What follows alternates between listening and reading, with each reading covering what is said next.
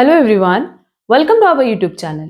हमारा आज का session again theory of demand and supply के एमसीक्यूज पे होगा। हमने लास्ट क्लास में क्वेश्चन नंबर 180 तक डिस्कशन किया था और आज हमारा डिस्कशन होगा क्वेश्चन नंबर 181 से लेकर के अप्रॉक्स 30 एमसीक्यूज हम डिस्कस करने वाले हैं। ये सारे एमसीक्यूज हर एक कॉमर्स बेस्ड कॉम्पिटिटिव एग्जाम्स के लिए इक्वली रेलेवेंट है। आप किसी भी कॉमर्स बेस्ड कॉम्पिटिटिव एग्जाम की प्रिपरेशन कर रहे हो, माइक्रो इकोनॉमिक्स एक सबसे रेलेवेंट सब्जेक्ट माना जाता है एंड जिसमें theory of demand and supply से मैक्सिमम क्वेश्चंस की कवरेज होती है। तो हमने इस चैप्टर पे अप्रॉक्स 500 एमसीक्यूज ड्राफ्ट किए हैं एंड सारे एमसीक्यूज आपकी एग्जाम पॉइंट ऑफ व्यू से बहुत रेलेवेंट है, तो सबकी प्रिपरेशन अच्छे से कर लेना।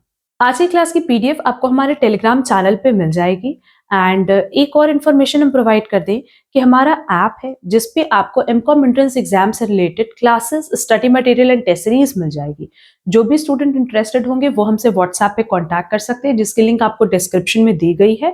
एंड ऐप ना अब वैसे भी डाउनलोड कर लेना, क्योंकि उसमें हमने बहुत सारे फ्री मटेरियल, फ्री एमसीक्यूज भी अपडेट किए हुए हैं जो कि हर एक कॉमर्स बेस्ड कॉम्पिटिटिव एग्जाम के लिए रेलेवेंट होंगे। ठीक है, ऐप की लिंक भी हमने डिस्क्रिप्शन में दी है, आप वहां से डाउनलोड कर सकते हो। तो चलो फिर अपना आज का सेशन स्टार्ट करते हैं, जहां देखो हमारे पास सबसे पहला क्वेश्चन है, क्वेश्चन नंबर 181।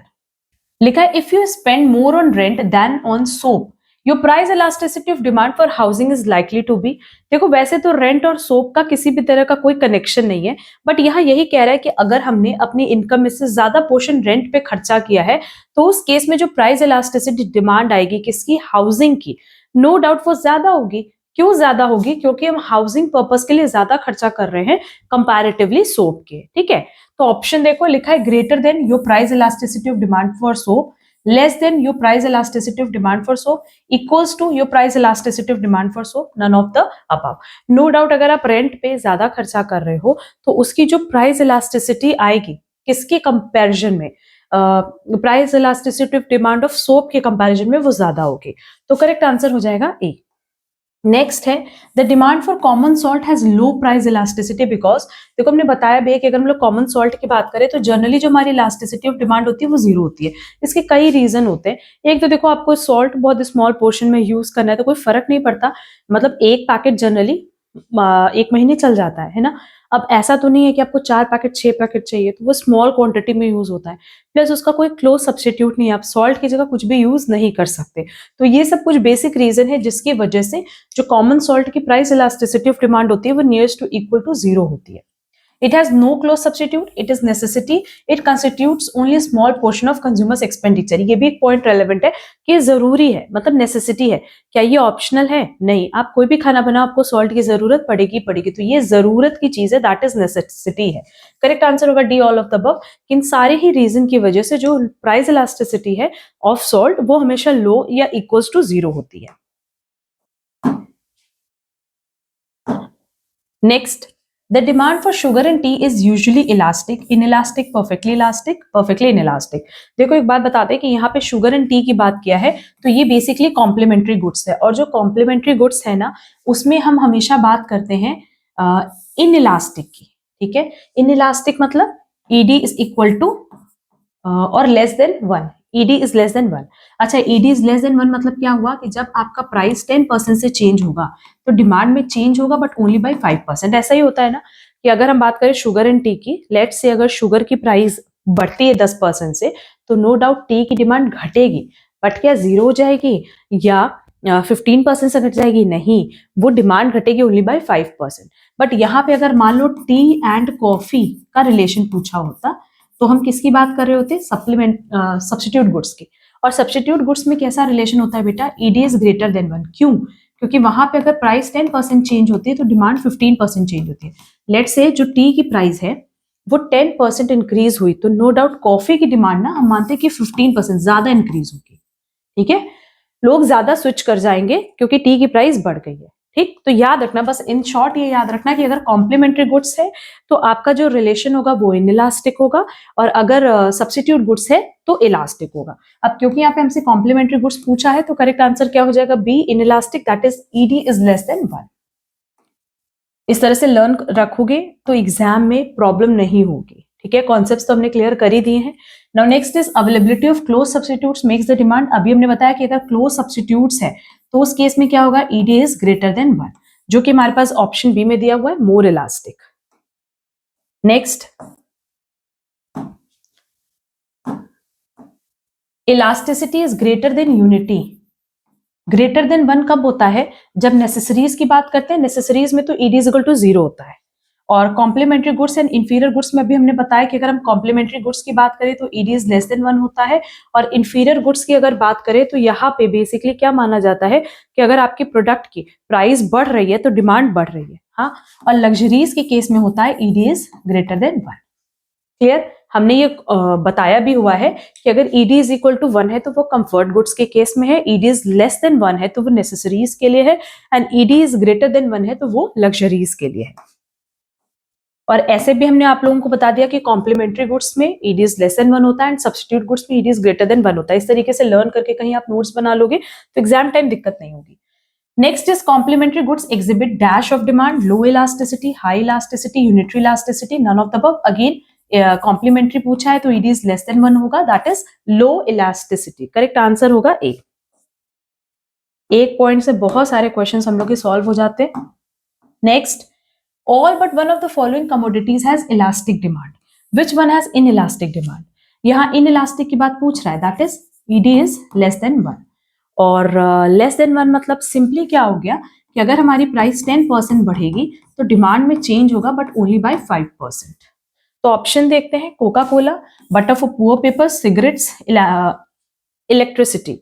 अब क्योंकि हम बात कर रहे हैं electricity, butter and Coca Cola, तो इन केसेस में क्या होता है ना, इलास्टिक डिमांड होती है, that is it is greater than 1 होता है। अगर प्राइस में 10% चेंज आता है तो डिमांड में 15% से चेंज आता है। बट सिगरेट के केस में क्या होगा कि अगर प्राइस मान लो 10% घट भी जाता है ना तो भी डिमांड सिर्फ 5% बढ़ेगी। ऐसा नहीं कि सब लोग सिगरेट कंज्यूम करने लगेगा। ठीक, तो करेक्ट आंसर हो जाएगा C. Next, demand is dash in the long period than in the short period, less elastic, perfectly inelastic, more elastic. अगर हम लॉन्ग पीरियड की बात करें तो नो डाउट लॉन्ग पीरियड में ईडी इज ग्रेटर देन 1 होगा ना, क्योंकि लोगों को ज्यादा मौका मिलेगा परचेज करने का। और ईडी इज ग्रेटर देन 1 मतलब सिंपली क्या है कि अगर प्राइस में 10% चेंज होगा तो डिमांड में 15% चेंज होगा। लॉन्ग पीरियड है, लंबे समय में लोग ज्यादा परचेज करेंगे। ठीक, तो ऑप्शन करेक्ट हो जाएगा डी, मोर इलास्टिक। नेक्स्ट, देखो इस तरह के क्वेश्चंस ना एग्जाम में मिलते हैं, most of the time students इसको गलत करके आते हैं क्योंकि आपने उसकी प्रैक्टिस नहीं की होती। सिंपली अगर एक बार में क्वेश्चन नहीं भी समझ में आ रहा है ना, 2-3 बार इसकी प्रैक्टिस करो, कॉन्सेप्ट बिल्कुल क्लियर हो जाएगा। नेक्स्ट है, the demand for necessities is highly elastic, highly inelastic. आगे देखने की जरूरत ही नहीं है, हाईली इनइलास्टिक होगा क्योंकि नेसेसिटीज मतलब ED is equal to 0 and highly inelastic is also ED is equal to 0, या फिर हम कह सकते हैं ED is less than 1 approx. ठीक है। Next, if the demand for a commodity is dash, the entire burden of an indirect tax will fall on the consumer. Relatively inelastic, perfectly inelastic, relatively elastic, perfectly elastic. अब देखो क्या कह रहा है कि commodity की डिमांड आप क्या रखोगे कि इनडायरेक्ट टैक्स का पूरा बर्डन किस पे फॉल करेगा, कंज्यूमर पे। नो डाउट परफेक्टली इनइलास्टिक इसका करेक्ट आंसर होगा, ईडी इज इक्वल टू 0, क्योंकि अगर ईडी इज इक्वल टू 0 है तो प्राइस के बढ़ने या घटने पे डिमांड में तो कोई चेंज हो नहीं रही है। तो उस केस में क्या होगा कि जैसे जब प्राइस बढ़ेगी तो भी मतलब अगर मान लो आप 0 प्राइस पे परचेज कर रहे हो, 10 रुपीज पे परचेज कर रहे हो या 1000 रुपीज पे परचेज करो, एट एनी कॉस्ट डिमांड कितनी है, 0 है। अब डिमांड मार्केट में नहीं बढ़ रही है तो कहीं ना कहीं जब आप उसको 0 प्राइस पे परचेज कर रहे हो, 10 प्राइस पे परचेज कर रहे हो या 1000 पे, हर एक केस में टैक्स का जो बर्डन है वो तो आप ही पे फॉल करेगा ना। तो कंप्लीट जो आपका इनडायरेक्ट टैक्स है वो किस पे आएगा, कंज्यूमर पे। तो करेक्ट आंसर हो जाएगा बी, परफेक्टली इनइलास्टिक। ठीक है। Next, which of the following helps a manager to estimate the demand of a commodity, price of the commodity, price of substitute commodities, elasticity of commodity? जब भी हम बात कर रहे हैं कि commodity की डिमांड को एस्टिमेट करने में क्या हेल्प करेगा, तो उसकी प्राइस भी हेल्प करेगी, सब्स्टिट्यूट कमोडिटी की प्राइस भी हेल्प करेगी, इलास्टिसिटी, क्योंकि दोनों क्या बताता है, एक डायरेक्शन बताता है तो एक डिग्री बताता है। अल्टीमेटली ये सारी चीजें हेल्प करेंगी। करेक्ट आंसर हो जाएगा D, all of the above. Next, the price elasticity of demand for a face cream is estimated to 1, no matter what the price or quantity demanded. अब इस केस में क्योंकि देखो 1 है तो इसका मतलब प्राइस और डिमांड में सेम चेंज होगा। अगर प्राइस 10% से घटी तो डिमांड 10% से बढ़ेगी। ठीक है, ऑप्शन देख लो, लिखा है 10% increase in price will result in 10% increase in quantity demanded. No, a 10% increase in demand will result in 10% fall in quantity demanded. No doubt correct answer क्या हो जाएगा, बी, क्योंकि हमें पता है कि प्राइस और डिमांड में कैसा रिलेशन होता है, नेगेटिव रिलेशन होता है।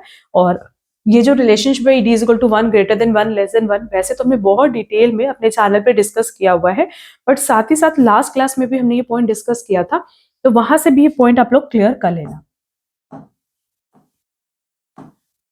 Next, if demand is dash, then price cut will dash spending. Perfectly inelastic increase, elastic decrease, none of the above. देखो, अगर डिमांड की हम बात करें, अगर डिमांड हमारा इलास्टिक है, that is ed is equal to 1 है, उस केस में अगर आप प्राइस कम कर रहे हो, मतलब प्रोडक्ट की आप प्राइस कम कर दे रहे हो, यहाँ पे क्या कह रहा है कि अगर प्रोडक्ट की प्राइस 10% से फॉल करेगी तो डिमांड 10% से इंक्रीज करेगा, है ना। कम कर रहे हो बाय 10%, तो नो डाउट जो हमारी स्पेंडिंग है, जो हमारा खर्चा है, जो हमारा कंजम्पशन है, वो बढ़ जाएगा। तो करेक्ट आंसर क्या होगा? Elastic as well as increase. Correct answer हो जाएगा B. Next, suppose the demand for dosa at Dosa plaza is elastic. Now again elastic का मतलब क्या हो गया बेटा? ed is equal to 1. If the owner of the restaurant is considering raising the price, it can expect relatively. अब ed is equal to 1 मतलब क्या है कि अगर आप प्राइस 10% से बढ़ाओगे तो डिमांड सीधे 10% से घट जाएगी। अब क्योंकि यहाँ पे आप प्राइस बढ़ाने की बात करें, तो जैसे ही आप प्राइस बढ़ाओगे, जितने परसेंट से आपने प्राइस बढ़ाया उतने ही परसेंट से आपके प्रोडक्ट की प्राइस डिक्रीज हो जाएगी। लिखा है large fall in quantity demanded, large fall in demand, small fall in quantity demanded, small fall in demand. सबसे पहले तो हम प्राइस के साथ क्वांटिटी डिमांडेड टर्म यूज करते हैं। जब भी चेंज इन प्राइस होता है तो चेंज इन क्वांटिटी डिमांडेड होता है, ना कि चेंज इन डिमांड। ठीक है। अच्छा, दूसरी चीज, अगर आप प्राइस बढ़ा रहे हो तो नो डाउट डिमांड में चेंज होगा, बट उतने ही परसेंट से चेंज होगा जितने परसेंट से आप प्राइस में चेंज कर रहे हो। तो ये स्मॉल फॉल नहीं होगा, ये क्या होगा? Large fall in quantity demanded. That is correct answer हो जाएगा बेटा A. Next, if a 10% rise in the price of a commodity causes the demand to fall by 10%, 20%, यहाँ जितना परसेंट प्राइस में चेंज हो रहा है उससे ज्यादा डिमांड में चेंज हो रहा है। ठीक है, तो उस केस में ये क्या हो जाएगा? Demand was inelastic, infinitely elastic, demand was elastic, none of the above.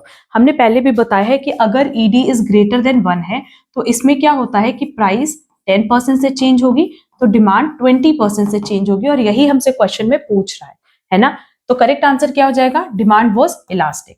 अच्छा, इनफिनिटली इलास्टिक मतलब परफेक्टली इलास्टिक की बात कर रहा है, जो कि ed is equal to infinite हो जाएगा। और इसमें हमने ये चीज नहीं बताई है, इसमें हमने ये बताया है कि जो आपका प्राइस है, पर्टिकुलर प्राइस पे आपकी डिमांड बढ़ेगी, और अगर आप थोड़ा भी स्लाइटली चेंज करोगे अपने प्राइस में तो डिमांड 0 हो जाएगी। ठीक है, तो करेक्ट आंसर हो जाएगा C. Next, on a typical straight line demand curve, the elasticity of demand at a point where it meets the price axis is 2.75, 1, infinite. अब यहाँ क्या चीज कह रहा है? ये देखो, ये डिमांड की लाइन होती है और ये प्राइस की लाइन होती है ना। इस तरीके से आपने डिमांड कर्व बनाया। ये कह रहा है कि ये जो प्राइस एक्सिस पे आपका ed आएगा, ये क्या होगा बेटा? इन्फिनाइट होगा। करेक्ट आंसर होगा डी, इन्फिनाइट। वैसे तो हमने इस पे डिटेल डिस्कशन किया हुआ है, लिंक आपको डिस्क्रिप्शन में दिए, हमने बार बार बताया, बट हमने लास्ट क्लास में भी ना इसमें डिस्कशन किया था कि किस तरीके से ed is equal to infinity से लेके ed इज इक्वल टू 0 तक हम पहुंचते हैं। Next, on a straight line demand curve, the elasticity of demand at the midpoint of the curve is, midpoint पे क्या होता है बेटा? ed is equal to 1. That is correct answer हो जाएगा D. Next, to measure price elasticity over large changes in price, we use point elasticity method, arc elasticity method, income elasticity method. अब क्योंकि यहाँ पे देखो प्राइस में ज्यादा change हो रहा है, लार्ज चेंजेस हो रहा है, तो उसके लिए ना हम लोग हमेशा आर्क इलास्टिसिटी यूज करते हैं, जहां पे इन दोनों पॉइंट्स के बीच का जो डिफरेंस होता है वो कैलकुलेट किया जाता है। अच्छा, हमने मेथड्स जो दिए हुए हैं for calculation of elasticity of demand, जिसमें बेसिकली हमारे पास point elasticity, arc elasticity, income elasticity, geometric method, सारे पॉइंट पे आप लोग देखोगे ना हमने डिटेल डिस्कशन किया हुआ है। टोटल एक्सपेंडिचर मेथड में आप कैसे कैलकुलेशन करते हो, ये सारे पॉइंट्स हमने डिटेल डिस्कस किए हुए हैं। तो यही मेरा सजेशन होगा कि पहले आप क्लासेस जरूर से कवर कर लेना, सो दैट ये सारे पॉइंट्स आपको क्लियर हो पाए। करेक्ट आंसर हो जाएगा बी, क्योंकि आर्क इलास्टिसिटी हम तब यूज करते हैं जब प्राइस चेंजेस ज्यादा होता है। नेक्स्ट,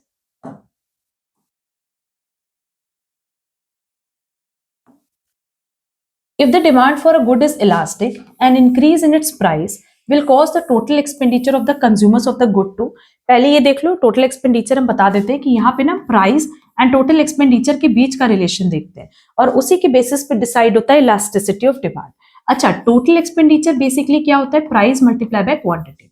अगर आप कंज्यूमर के पॉइंट ऑफ व्यू से देखोगे तो ये एक्सपेंडिचर का कॉन्सेप्ट है और सेलर्स के पॉइंट ऑफ व्यू से देखोगे तो ये रेवेन्यू का कॉन्सेप्ट है या टोटल आउटले मेथड भी इसको हम कहते हैं। यहाँ बेसिकली क्या होता है ना कि ईडी इज ग्रेटर देन 1 तब होता है जब प्राइस इंक्रीज हो और टोटल एक्सपेंडिचर डिक्रीज हो, मतलब इनवर्स रिलेशन में ईडी इज ग्रेटर देन 1 होता है। अगर ईडी इज इक्वल टू 1 है मतलब प्राइस के बढ़ने या घटने में आपके टोटल एक्सपेंडिचर में कोई चेंज नहीं आएगा, ठीक। और ईडी इज लेस देन 1 कब होगा? जब प्राइस के बढ़ने पे टोटल एक्सपेंडिचर बढ़ जाए, मतलब डायरेक्ट रिलेशन हो between price and total expenditure. और डिटेल कॉन्सेप्ट के लिए आप हमारी क्लास जरूर से रेफर कर लेना, लिंक आपको हमने डिस्क्रिप्शन में दे रखे हैं। यहाँ हमने आपको सिर्फ लर्न करने के लिए ये टैबलेट प्रेजेंटेशन दे दिया। अब क्वेश्चन में क्या बोला है? The demand for a good is elastic. अगर इलास्टिक है and increase in its price, अगर हम प्राइस को बढ़ाएंगे तो टोटल एक्सपेंडिचर क्या हो जाएगा बेटा? डिक्रीज हो जाएगा। करेक्ट आंसर हो जाएगा सी, डिक्रीज।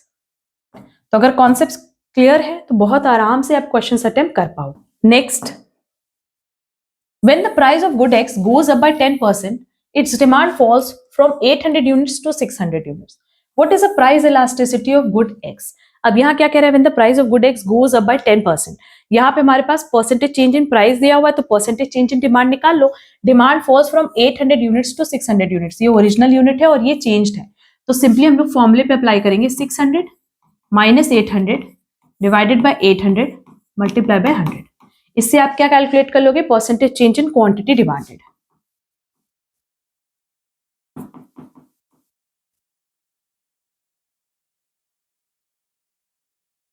तो ये हो जाएगा 25%। नो डाउट अगर आपकी प्राइस बढ़ रही है 10% से तो ये जो माइनस साइन है ये किसको डिनोट कर रहा है? कि आपकी डिमांड घट रही होगी किससे? 25% से। तो क्या हम प्राइस इलास्टिसिटी ऑफ डिमांड निकाल सकते हैं? हाँ मैम निकाल सकते हैं। Price elasticity of demand is equal to percentage change in quantity demanded divided by percentage change in price. तो ये सिंपली कितना हो जाएगा? 2.5। ठीक है, ऑप्शन देखो 2.5 with flatter demand curve, 2.5 with flatter demand curve. यहाँ माइनस साइन दिया हुआ है, यहाँ माइनस साइन नहीं दिया हुआ है। सिंपली अगर हम लोग बात करते हैं प्राइस इलास्टिसिटी ऑफ डिमांड की तो नेगेटिव रिलेशन तो होना है। नेगेटिव रिलेशन क्यों होना है? क्योंकि प्राइस और डिमांड में हमेशा किस तरह का रिलेशन होता है? नेगेटिव रिलेशन होता है। अगर एक बढ़ेगा तो एक घटेगा, इसीलिए करेक्ट आंसर क्या हो जाएगा बेटा? ए। नेक्स्ट, अब यहां देखोगे ना तो बहुत सारे हमने न्यूमेरिकल्स भी इंक्लूड किए related to elasticity of demand. लिखा है कि the demand by a consumer for a commodity falls by 10% when its price increases from ₹5 to 6। Again same pattern पे क्वेश्चन दिया हुआ है, यहाँ पे परसेंटेज चेंज इन डिमांड दिया हुआ है और हम कह सकते हैं क्वांटिटी डिमांड दिया हुआ है, आपको परसेंटेज चेंज इन प्राइस निकालना है।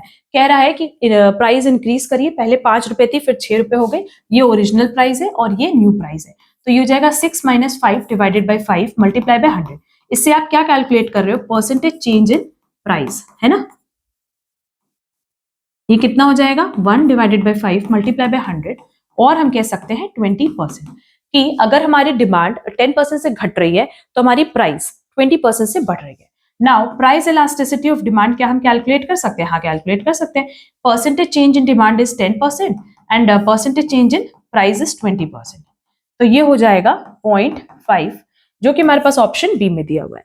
और क्योंकि यहाँ नेगेटिव और पॉजिटिव साइन इंक्लूड नहीं किया है, लेट्स से अगर यहाँ पे 0.5 है और एक ऑप्शन दिया होता -0.5 तो हम क्या सेलेक्ट करते हैं? -0.5। क्यों? क्योंकि हमें पता है कि प्राइस और डिमांड में हमेशा नेगेटिव रिलेशन होता है। Next, 30 units of a commodity are purchased by a consumer at a price of ₹46 per unit. मतलब डिमांड और प्राइस की बात करें तो हमने 30 यूनिट्स खरीदा जब हमारे प्रोडक्ट की प्राइस 46 थी। When the price rises to 50 per unit, अब 50 रुपीज हो गई, he buys only 15 units. The coefficient of elasticity of demand is, क्या हम ED कैलकुलेट कर सकते हैं? हाँ मैम कर सकते हैं। Change in quantity demanded divided by change in price multiply by original price divided by original quantity. Now change in quantity demanded is 15 minus 30. Change in price is 50 minus 46. Original price is 46 and original quantity is 30। और यहाँ पे minus sign होगा ही होगा, है ना। ED के calculation में हमेशा माइनस साइन हम लोग इंक्लूड करते ही हैं। तो ये जाएगा -30 -15 divided by 4 multiply by 46 divided by 30। ये माइनस माइनस प्लस हो गया। 15/4 मल्टीप्लाई बाय 46/30, ये 2। 23/4 आ रहा है। अब इसको आप फर्दर कैलकुलेट करोगे